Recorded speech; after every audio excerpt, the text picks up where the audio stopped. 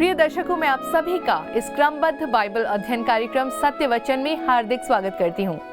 मैं आशा करती हूँ कि आप सब इस अध्ययन के द्वारा अवश्य ही आशीषें प्राप्त कर रहे हैं। जैसे कि आप सब जानते हैं कि इन दिनों हम उत्पत्ति की पुस्तक से अध्ययन कर रहे हैं।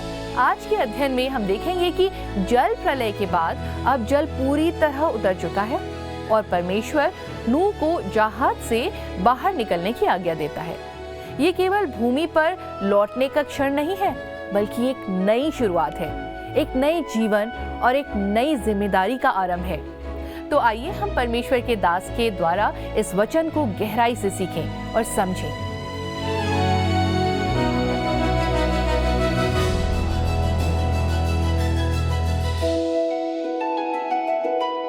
प्रिय मित्रों, प्रभु यीशु मसीह में आप सभी को प्रेम भरा नमस्कार।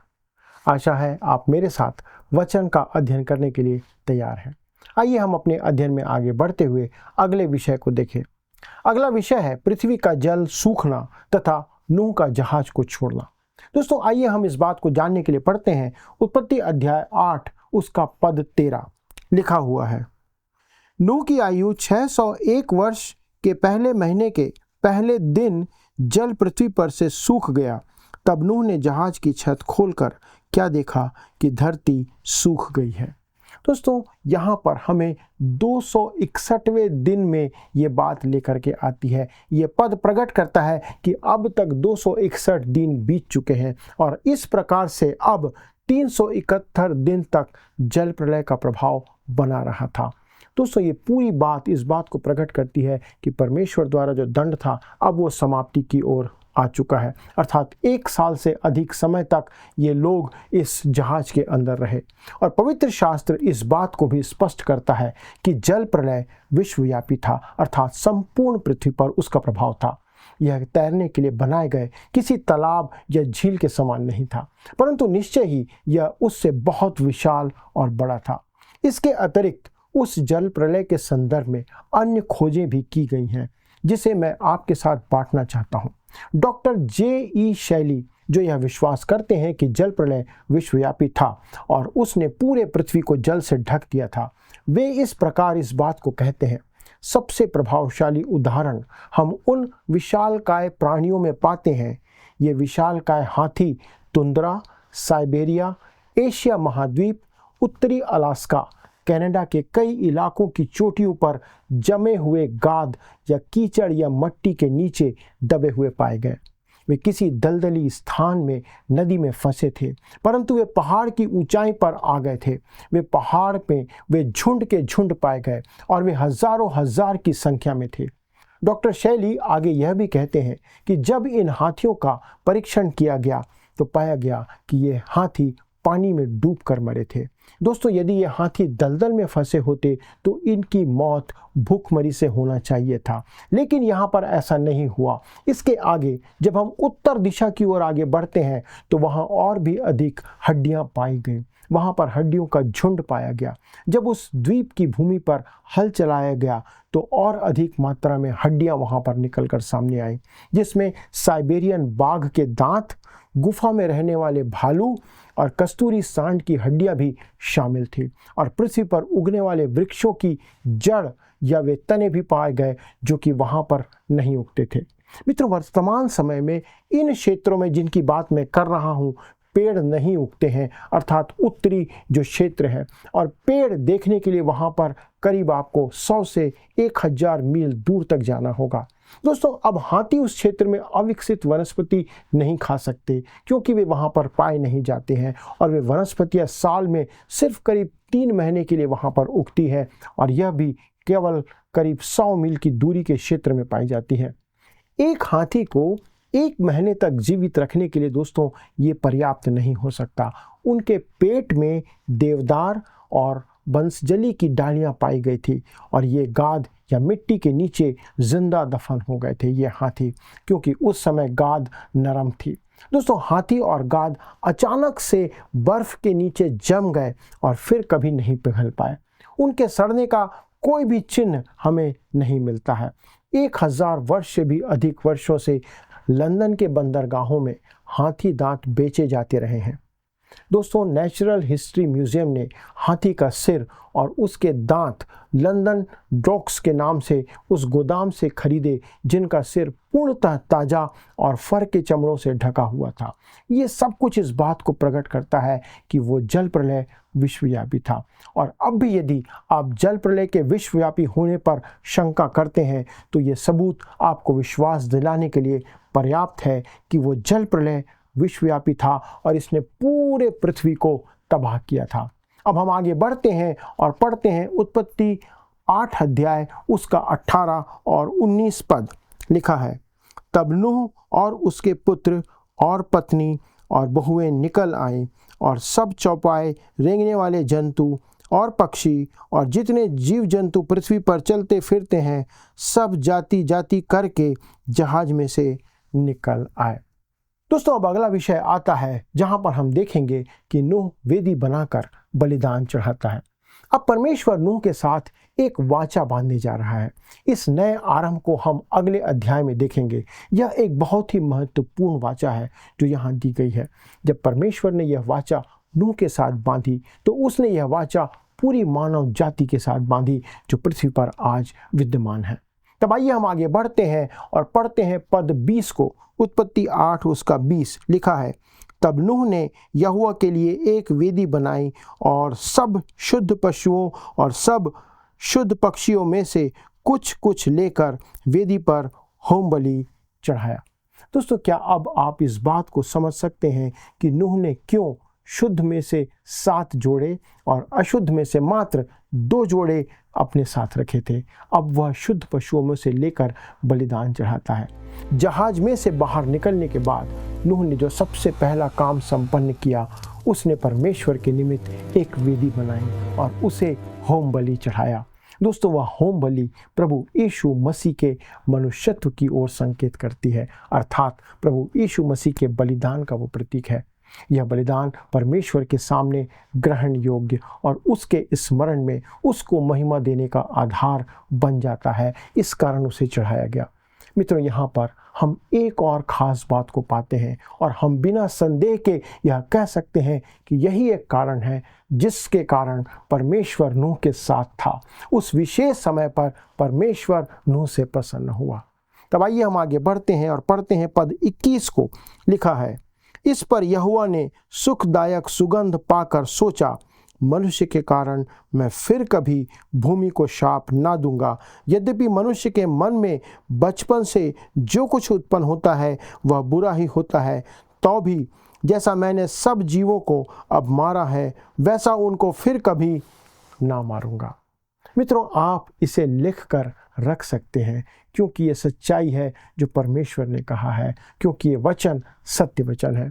यह परमेश्वर का वचन है जो सच्चा है। उसने यहाँ पर बहुत ही स्पष्ट शब्दों में नूह के साथ वाचा बांधी और कहा कि वह मनुष्यों एवं जीव जंतुओं को फिर कभी भी जल प्रलय से नाश नहीं करेगा। दोस्तों, आपकी जवानी के समय से लेकर अब तक आपका क्या हाल है? क्या आपके विचार अशुद्ध कभी नहीं हुए? आज हमारे समाज में लोगों के विचार बदले नहीं हैं, अब तक नहीं बदले हैं। वे सभी उसी मार्ग पर बढ़ते जा रहे हैं। मनुष्य का हर एक विचार आरंभ से ही बुरा और दुष्टता से भरा हुआ है। एक बार मैं ट्रेन से यात्रा कर रहा था और रात को बगल वाले कंपार्टमेंट से किसी पति और पत्नी के लड़ने की आवाज़ आने लगी। दोस्तों, उन्हें लगा कि सब सो रहे हैं और वे जानते नहीं थे कि लोग उनकी बातों को सुन रहे थे। मुझे ऐसा लग रहा था कि उन दोनों के बीच एक मुकाबला चल रहा था। वे एक दूसरे से लड़ रहे थे और लड़ने के अंदर वे इस बात का मुकाबला कर रहे थे जैसे कि कौन एक दूसरे को ज़्यादा से ज़्यादा गालियां दे सकता है। दोस्तों, मैंने 2 इंसानों को इतनी गंदी गालियां देते हुए कभी नहीं सुना था। मैं आपसे कहना चाहता हूँ, इस बात को याद रखें कि मनुष्य के हृदय में जो भी विचार आरंभ से उत्पन्न होता है वह बुरा ही होता है। इस बात को हमें ध्यान रखना है। तब आइए हम आगे बढ़ते हैं और पढ़ते हैं पद 22 को। लिखा है, अब से जब तक पृथ्वी बनी रहेगी तब तक बोने और काटने के समय, ठंड और तपन, धूप काल और शीतकाल, दिन और रात निरंतर होते चले जाएंगे। मित्रों, ऐसा माना जाता है कि जल प्रलय इतना भयानक था कि उसने पृथ्वी को अपनी धुरी से झुका दिया। जैसा कि आप जानते हैं, पृथ्वी अपनी धुरी पर सीधी आज नहीं है, परंतु एक तरफ थोड़ी सी पृथ्वी झुकी हुई है। हम केंद्र में आज नहीं हैं। पृथ्वी की धुरी और चुंबकीय केंद्र में आज अंतर पैदा हो चुका है। पृथ्वी के केंद्र की धुरी में कुछ परिवर्तन आ चुका है और कुछ लोगों का यह मानना है, कुछ वैज्ञानिक इस बात को कहते हैं कि यह उस जल प्रलय के कारण से हुआ जो कि उस समय पृथ्वी पर आया था। क्योंकि पृथ्वी इसी तरह घूमती है, इसलिए आज हमें मौसम मिले हैं जैसा यहाँ पर हमने पद 22 में आज पढ़ लिया। यह एक लड़खड़ाते हुए लट्टू की तरह आज घूम रही है। आपको याद होगा कि जब आप छोटे थे और लट्टू घुमाते थे तो लट्टू धीरे धीरे धीमा होता चला जाता था और लड़खड़ाने लगता था। पृथ्वी आज भी इसी तरह लड़खड़ाते हुए धीरे घूम रही है। इसकी जो रफ्तार है वो कम होते चली जा रही है और इसी वजह से आज हमारे पास अनेक मौसम है। दोस्तों, जल प्रलय से पहले मनुष्य ने 3 बातें सीखी थी जो अंग्रेजी के R अक्षर से आरंभ होती है।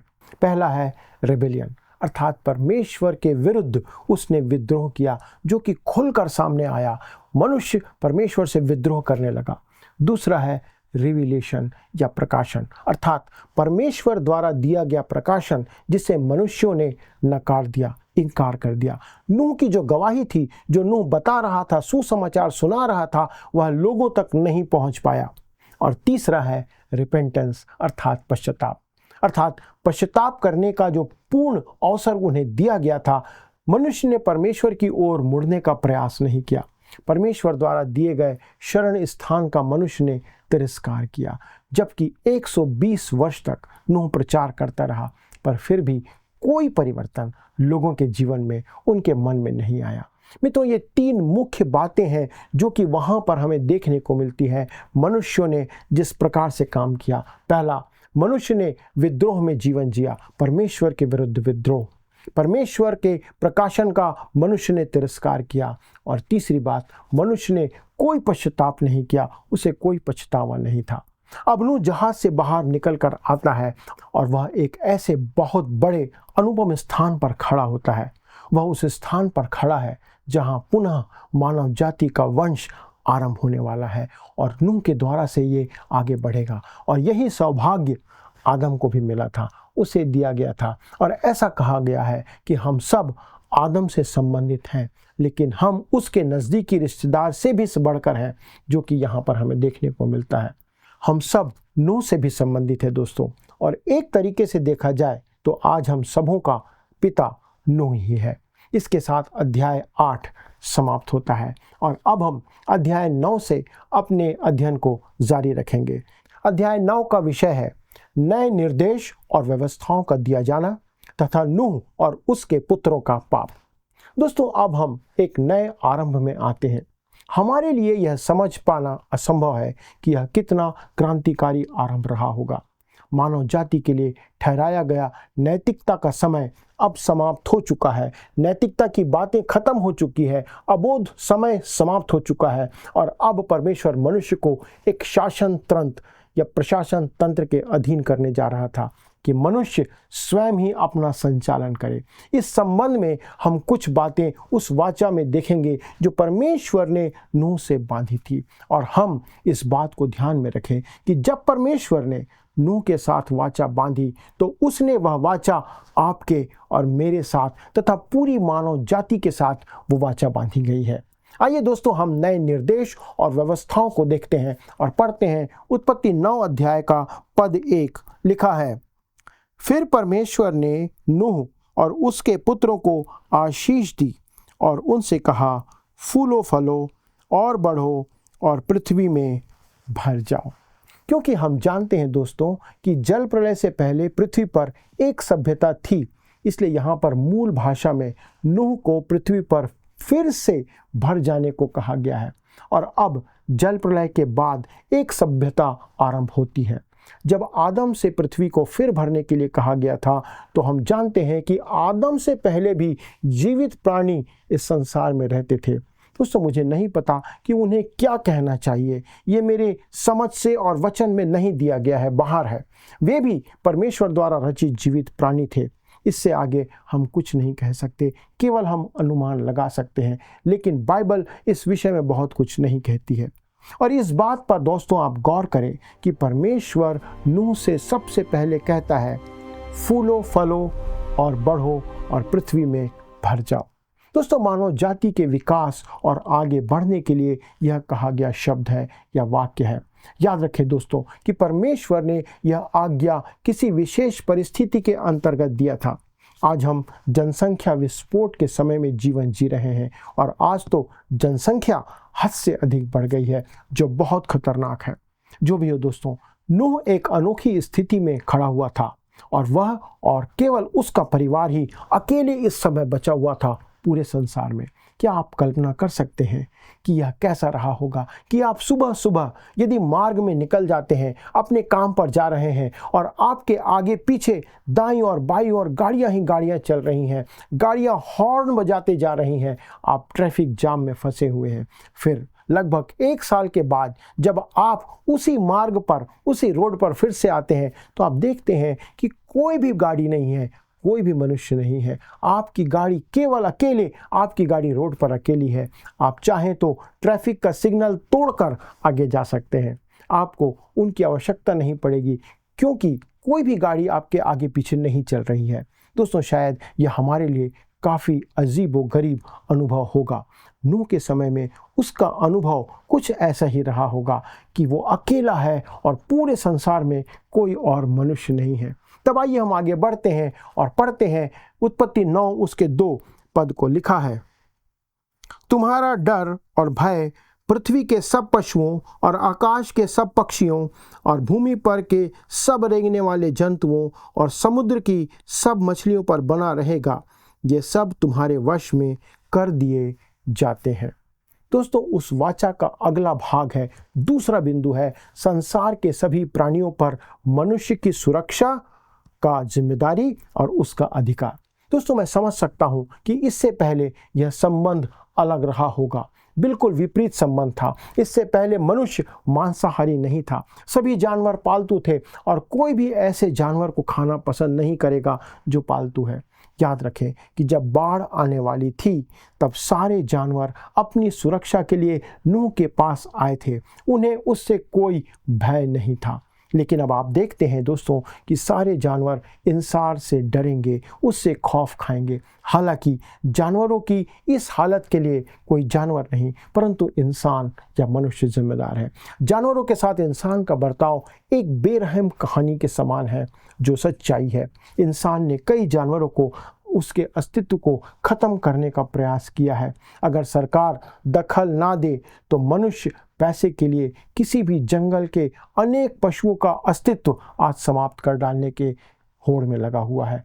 एक समय था जब जंगलों में जानवरों के बड़े बड़े झुंड देखने को मिलते थे, लेकिन उन्हें इंसान ने आज मार कर, उन्हें मार डाल करके उनके अस्तित्व को खतरे में ला दिया है। आज हमें जानवरों और पक्षियों की ज़िंदगी की सुरक्षा के लिए पनाहगार या पनाहगाह देखने या आवश्यकता है कि हम ऐसा कुछ स्थान बनाएं कि उन्हें बचाया जा सके। दोस्तों यह अच्छी बात है कि हम ऐसा करने का प्रयास कर रहे हैं। विलुप्त होते प्राणियों को बचाने का प्रयास किया जा रहा है। अफ्रीका के जानवरों को ख़त्म किया जा रहा है। दोस्तों इंसान एक बहुत ही बेरहम प्राणी है। हमें जानवरों को इंसान से बचाने के लिए एक सरकार की ऐसे नियम की आवश्यकता है ताकि इन लोगों को बचाया जा सके। अब आइए हम आगे बढ़ते हैं और पढ़ते हैं पद 3 को। लिखा है, सब चलने वाले जंतु तुम्हारा आहार होंगे, जैसा तुमको हरे हरे छोटे पेड़ दिए थे वैसे ही अब सब कुछ देता हूँ। दोस्तों अब परमेश्वर मनुष्य के भोजन के लिए एक नया इंतज़ाम करता है। जल प्रलय से पहले परमेश्वर ने मनुष्य को खाने के लिए पृथ्वी के सब हरे हरे पेड़ और पौधे दिए थे, परंतु अब परमेश्वर नूह से कहता है कि वह पशुओं को भी खा सकता है। कुछ लोग खाने पीने के मामले में बहुत ज़्यादा नियमित होते हैं और अक्सर इस तरह की बातें किसी व्यक्ति के धर्म का हिस्सा बन जाती है। मेरे एक मित्र हैं जो शाकाहारी हैं और जब मैंने उन्हें बताया कि आदि काल में लोग शाकाहारी थे जैसा बाइबल कहती है, इससे वह बहुत खुश हुआ। उसने इस बात पर बल देना चाहा कि इस कारण अब सभी मनुष्यों को शाकाहारी हो जाना चाहिए। तब दोस्तों मैंने अपने मित्र से कहा कि अगर मैं तुम्हारी जगह होता तो मैं इस पर ज़्यादा ध्यान नहीं देता, क्योंकि तुम्हें याद रखना चाहिए कि बाढ़ में शाकाहारी लोगों का एक बड़ा समूह था जो समाप्त हो गया। अगर उस समय खाने की चीज़ों से उन्हें किसी भी तरह से लाभ हुआ होता तो वे मारे नहीं जाते। कहने का मतलब ये है दोस्तों कि हम यहाँ देखते हैं कि अब परमेश्वर मनुष्य को मांस खाने की अनुमति दे देता है, परंतु इन सब के ऊपर परमेश्वर लहू खाने की अनुमति मनुष्य को नहीं देता है। आइए हम पढ़ते हैं अध्याय 9 का पद 4, लिखा हुआ है, पर मांस को प्राण समेत अर्थात लहू समेत तुम ना खाना, अर्थात लहू को बहा देना, और हमें इसे बहा देना चाहिए। लहू में जीवन होता है। लहू बहा देने का अर्थ है कि उस पशु को दया के साथ मारा जाना चाहिए, ना कि उसे तड़फा तड़फा कर मारा जाए और यह पक्का हो जाए कि वह सच में मर चुका है। कुछ लोगों को शिकार खेलना पसंद है, लेकिन मुझे शिकार खेलना पसंद नहीं है। कुछ लोग सिर्फ अपने शौक के लिए जानवरों को घायल कर देते हैं और वह रेंगता हुआ दूर चला जाता है, जिससे उसे ढूंढकर पकड़ा भी नहीं जा सकता। दोस्तों, मुझे ऐसा करना बिल्कुल पसंद नहीं है। परमेश्वर कहता है कि जब तुम जानवरों को खाने वाले हो या उसे खाने के लिए पकड़ते हो तो तुम इस बात को पक्का कर लो कि तुम उसके लहू को बहा दो, उसे ना खाओ। लहू निकाल देना चाहिए, जिससे यह निश्चित हो जाए कि वह जानवर को दया के साथ मारा गया है। दोस्तों, अब हम आगे बढ़ते हैं और पद 5 को पढ़ते हैं, जहाँ पर लिखा है, और निश्चय ही मैं तुम्हारे लहू अर्थात प्राण का बदला लूँगा, सब पशुओं और मनुष्यों दोनों से मैं उसे लूँगा। मनुष्य के प्राण का बदला मैं एक एक के भाई बंधु से लूँगा। दोस्तों, यह एक बहुत ही रोचक कथन है, लेकिन इसमें से जो लोग जो सीमावर्ती इलाकों में नहीं रहते हैं उनके लिए यह उतना मायने नहीं रखता है। हालांकि कुछ जानवर ऐसे भी हैं जिनसे हमारा सामना कभी काल होता है, जैसे कि वानर की कुछ प्रजाति, रेबीज या बीमारी फैलाने वाले वे चूहे और वो प्रजातियां जो इंसानों के लिए असली में खतरा पैदा करती हैं। जो भी हो मित्रों, परमेश्वर ने जल प्रलय के बाद संसार की पूरी व्यवस्था को बदल दिया और हम आगे देखेंगे कि परमेश्वर की इस संबंध में और क्या क्या योजना है। आइए दोस्तों, हम इस अध्ययन को आज यहीं पर समाप्त करें और परमेश्वर को धन्यवाद दें कि उसने हमारे लिए जो कुछ इंतज़ाम किया है वो परमेश्वर का अनुग्रह है। आइए हम प्रार्थना करें। स्वर्गीय पिता, हम धन्यवाद देते हैं आपके अनुग्रह और दया के लिए। प्रभु परमेश्वर, आपने हर एक परिस्थिति में मनुष्य को संभाला। यद्यपि प्रभु मनुष्य ने पाप किया और उस पाप के कारण प्रभु आपका दंड आया, वो जल प्रलय आया, जिस कारण से प्रभु आपने पूरे संसार को, पशु पक्षी प्राणियों को और साथ में सारे मनुष्यों को नाश किया। पिता परमेश्वर, आपने एक नई व्यवस्था को दिया कि हम इस व्यवस्था के अनुसार चलें। तो भी पिता परमेश्वर, मनुष्य में वो पाप का स्वभाव आज भी पाया जाता है और हम धन्यवाद देते हैं प्रभु कि आपने उसके बाद भी मनुष्यों की क्षमा के लिए उस नए जीवन को रखा कि हम प्रभु यीशु मसीह के द्वारा उद्धार को पा सकें। पिता परमेश्वर, अनुग्रह करना हमारे सभी दर्शकों पर और उनके जीवन में आपकी आशीष, आपकी उपस्थिति, आपकी सुरक्षा सदा बनी रहे, ऐसी हमारी प्रार्थना है। धन्यवाद के साथ पिता, हम इस विनती को प्रभु यीशु ख्रीस्त के नाम से मांगते हैं, आमीन। अगले प्रसारण तक परमेश्वर का अनुग्रह और दया आप पर बनी रहे। प्रभु आपको आशीष दे। प्रिय मित्रों, मैं विश्वास करती हूँ कि आपने आज के अध्ययन के द्वारा अवश्य ही आत्मिक बातों को सीखा है। आज का अध्ययन हमें स्मरण दिलाता है कि परमेश्वर विनाश के बाद भी जीवन को पुनः स्थापित कर सकता है। नूह का जहाज से बाहर आना परमेश्वर की विश्वास योग्यता और करुणा का प्रमाण है। साथ ही परमेश्वर मानव जीवन के मूल्य को ऊंचा उठाता है और हमें याद दिलाता है कि जीवन उसका दिया हुआ पवित्र वरदान है। मित्रों, आइए हम परमेश्वर की आशीषों को हल्के में ना लें, बल्कि उसके नियमों का आदर करते हुए ऐसा जीवन जिएं जो उसे महिमा दे और दूसरों के लिए भी आशीष का कारण बने। आइए अब हम प्रश्नों को देखें। पिछले प्रश्न का उत्तर है सी, 40 दिन और 40 रात। वर्षा 40 दिन और 40 रात निरंतर पृथ्वी पर होती रही। आज के अध्ययन पर आधारित प्रश्न है, कितने वर्षों तक नूह जल प्रलय होने के बारे में प्रचार करता रहा?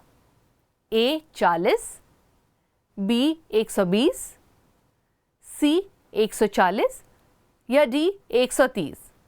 मित्रों, इस प्रश्न का उत्तर हमें कल सुबह 6 बजे से पहले विकल्प ए, बी, सी या डी के साथ अपना नाम, पता, स्थान के साथ 9651433397 96514 33397 पर SMS या WhatsApp करें।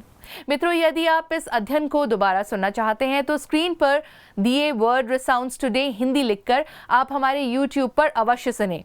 अधिक जानकारी और प्रार्थना के लिए आप दिए गए नंबर 9651433397 96514 33397 पर संपर्क करें। हमारे परामर्शदाता आपकी सहायता के लिए सदैव तत्पर हैं। प्रभु आप सभी को आशीष दे। क्या आपको यह कार्यक्रम पसंद आया? अभी हमें एक मिस कॉल करें और आप अगले विजेता हो सकते हैं।